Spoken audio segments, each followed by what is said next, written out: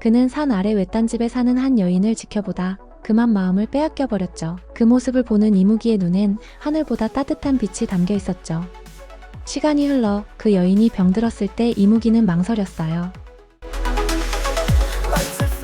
안녕하세요. 김애들입니다. 귀궁이 6화까지 방영되었는데요. 계속되는 상승 전개에 도저히 내용을 예측하기가 힘들죠. 그래서 이무기와 관련한 민간설화나 전설 몇 가지를 소개하려고 합니다. 결말을 예측하시는데 힌트가 되지 않을까요? 자, 들어가 보겠습니다. 이무기의 전설 에피소드 1편 제목 누구의 눈도 마주치면 안 돼. 예로부터 이무기는 천년을 버텨야만 하늘로 오를 수 있다고 합니다. 그 길은 외롭고 고요하고 단 한 번의 실수로도 모든 것을 잃는 길이었죠.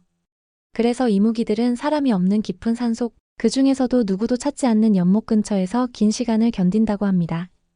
그날도 하늘에는 구름이 몰려들고 벼락이 한 줄기 땅을 때리자 연못 속에서 검푸른 형체 하나가 솟구쳤어요. 천천히 비늘마다 물방울이 맺힌 채 이무기는 드디어 구름을 타고 하늘로 향했죠. 그런데 그 순간 엄마, 저기 뱀이 하늘로 올라가. 아이의 목소리였습니다. 이무기는 그 소리를 듣고 그대로 멈춰버렸고 천둥 같은 울음소리와 함께 하늘에서 떨어졌어요. 이무기는 다시는 오지 않을 기회를 잃었고 그 아이는 그날 이후 말을 잃었다는 이야기가 지금도 그 마을에 전해진답니다. 그러니까 혹시 밤하늘에서 긴 몸짓을 휘감으며 올라가는 뭔가를 본다면 눈을 감으세요. 그건 천년을 견딘 누군가의 마지막 순간일지도 모르니까요. 이무기의 전설 에피소드 2편 제목 청룡이 머물렀던 못. 영천에는 마른 적이 없는 연못이 하나 있어요. 물결은 잔잔하고 바람도 자주 먹고 사람들은 그곳을 청룡못이라고 부릅니다. 옛날 옛적 그 연못엔 이무기 하나가 살았다고 해요.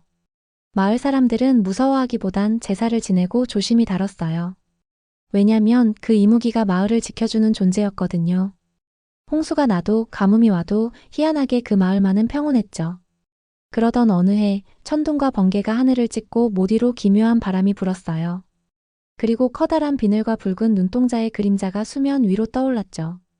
그날 하늘로 향하는 거대한 물기둥 속에 이무기는 자신의 전생을 실어 올랐고 사람들은 말없이 그 모습을 지켜보았습니다. 그건 두려움도 놀라움도 아닌 경건함이었어요. 이무기가 떠난 자리에 남은 건 맑은 물소리와 그리고 매년 마을에 찾아오는 풍년. 사람들은 말합니다. 그 못엔 아직 청룡이 머문다고요. 그 말을 믿든 말든 그 연못은 지금도 마른 적이 없답니다. 에피소드 3편 제목 벼락을 기다린 뱀. 경남 사천 와룡산 자락 깊은 곳에는 오래된 연못 하나가 숨쉬고 있어요. 사람들은 그곳을 용소, 즉 용이 머물던 못이라 부릅니다. 아무도 쉽게 찾지 않는 그곳엔 옛날부터 어떤 존재가 살고 있었죠. 바로 용이 되기를 꿈꾸는 이무기. 그 이무기는 매일 하늘을 올려다보며 살았어요. 하늘에서 벼락이 내리쳐야만 그 빛을 타고 용이 되어 오를 수 있다고 믿었거든요. 사람의 눈을 피해 천년의 시간을 조용히 감추며 그 못 속에서 숨죽인 채 기다렸어요. 그러던 어느 여름날 구름이 모이고 하늘이 칠흑처럼 변하더니 땅을 찢는 듯한 벼락이 꽈르르르. 바로 그때였어요. 연못이 들썩이고 거대한 물기둥이 솟구치며 이무기는 하늘로 향했어요. 그 몸엔 번개가 감기고 주위의 물방울들이 비처럼 터져나갔죠. 산 아래에선 마을 사람들이 그 장면을 보았다고 해요. 그 누구도 소리치지 않았고 그 누구도 눈을 돌리지 않았어요. 그저 경외 속에 바라봤다고 하죠. 그리고 그날 이후 그 마을엔 가뭄도 큰 비도 사라졌고 사람들은 매년 용소제를 지내기 시작했어요. 벼락을 기다린 이무기 그 인내는 결국 하늘을 움직였다. 그렇게 전해지는 이야기입니다. 승천하는 모습을 사람이 보면 안 된다는 일편과 많이 다르죠. 이무기 전설은 단일한 규칙이 있는 신화라기보다는 지역 설화와 민속신앙이 섞인 살아있는 이야기이기 때문입니다. 이번에는 설화가 아니라 현대 창작물에서 많이 변형하는 형식으로 만들어봤어요. 재미있게 들어주세요. 에피소드 4편 제목 나는 용이 아니라 너의 곁에 남기로 했다. 누구나 말했어요. 이무기는 천년을 견디면 용이 될 수 있다고. 하늘을 향해 오르는 단 한 번의 기회. 그 찬란한 순간을 위해 수많은 이무기들이 땅 아래, 물속, 어둠 속에서 말없이 버텼습니다. 그런데 한 이무기만은 달랐어요. 그는 산 아래 외딴 집에 사는 한 여인을 지켜보다 그만 마음을 빼앗겨 버렸죠. 처음엔 멀리서 바라보기만 했어요. 겨울이면 눈길을 대신 치워주고 가뭄이면 산에서 물을 끌어와 두고 갔죠. 그 여인은 그 모든 것을 산신령의 도움이라 믿었고 매일 작은 떡과 차를 정성스럽게 놓고 빌었어요. 그 모습을 보는 이무기의 눈엔 하늘보다 따뜻한 빛이 담겨 있었죠. 시간이 흘러 그 여인이 병들었을 때 이무기는 망설였어요. 하늘로 갈 수 있는 날이 다가오고 있었거든요. 하지만 그는 벼락이 내리는 하늘이 아닌 그녀의 창가를 택했습니다. 밤새 몸을 틀어 자신의 비늘을 하나씩 벗겨내어 그녀에게 나눠주었죠. 그 비늘은 불처럼 뜨겁고 물처럼 부드럽고 달빛처럼 맑았어요. 그녀는 기적처럼 병에서 일어났지만 그 이튿날 문 앞에 커다란 이무기의 껍질만이 남아 있었답니다. 그날 이후 그 여인은 매년 같은 자리에 음식을 놓고 말했어요. 당신은 하늘로 오르지 않았지만 내 마음속에서는 누구보다 찬란한 용이었어요. 어떠셨나요? 귀궁의 결말을 상상하는데 도움이 되셨나요? 이번에는 에피소드 4편을 이무기 1인칭 시점으로 각색해 보겠습니다. 에피소드 5편 제목. 그녀의 미소는 내 천년보다 찬란했다. 나는 이무기다. 천년을 기다렸다.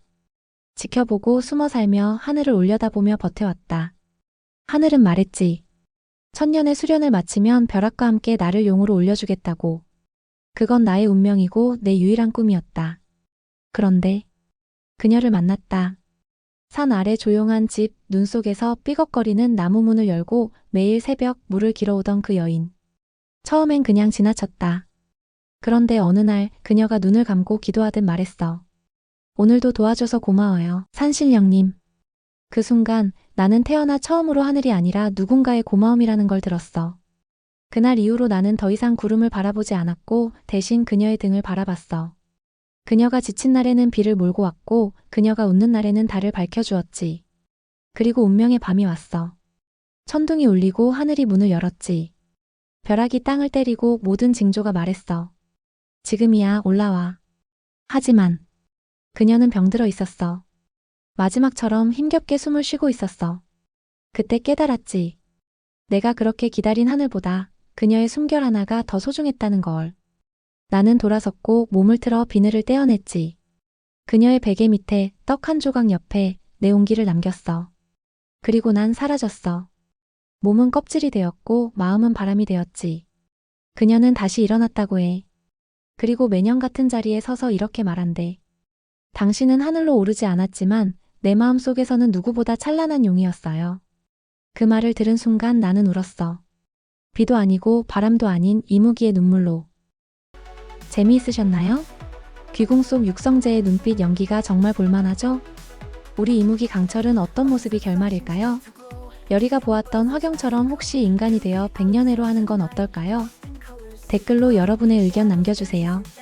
구독과 좋아요로 다음 에피소드도 기대해주세요.